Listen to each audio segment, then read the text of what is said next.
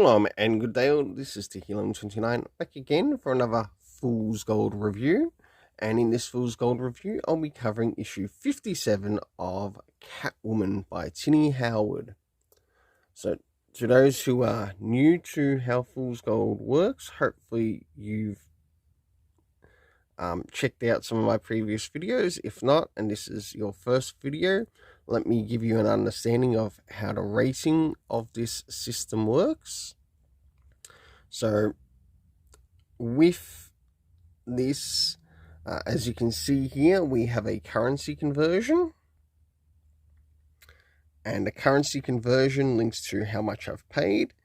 And what it works out to be, or when I move into the area of the rating, so which is how the Fool's Gold system rating works, I rate the cover and how much I believe the cover is worth.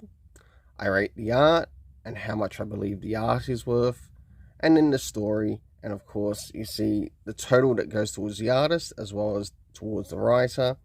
But sometimes if that's not there, you'll get an overall total of how much I believe this actual comic is worth. Now, I do cover Marvel, indie, and whatever else, but at the moment the key center is comics for the time being. So moving into first things first, does this cover in any way, shape or form connect to something that is happening inside with the story? It's a key important question, because if it doesn't, well, not only is it a loss of points out of 10, because my ratings are out of 10, to which I give the rating a 4 out of 10, to which I believe the cover is worth 90 cents Australian dollars. Now, remember to prepare to add up what the next thing is going to be, and this will cover what the artist gets. As we now move into the next thing, being the internal art, and having a look around the beginning, middle, and of course the end in relation to the story and what's happening with the cast of characters. So as we move into the beginning of the story, yes, this is part 3 of Gotham War, but you know what? Being Catwoman by Tini Howard, it belongs in the Fool's Gold. So in the scene, we get a bit of an area to which we get to see Bruce Wayne at the manor, and of course he goes to the graves of his parents, and then we move into a scene to which we have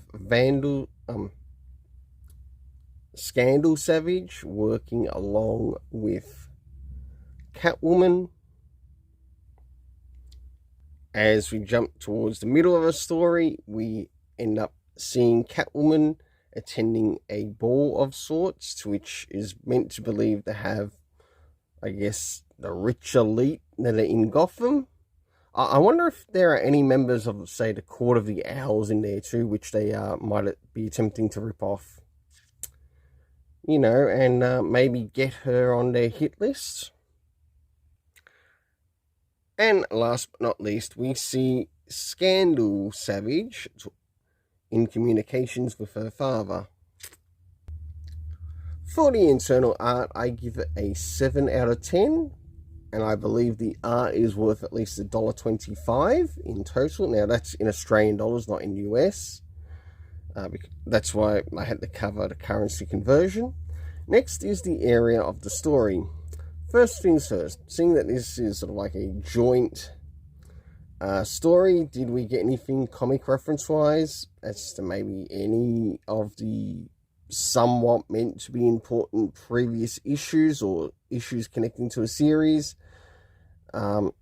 mentioned throughout this issue? None at all.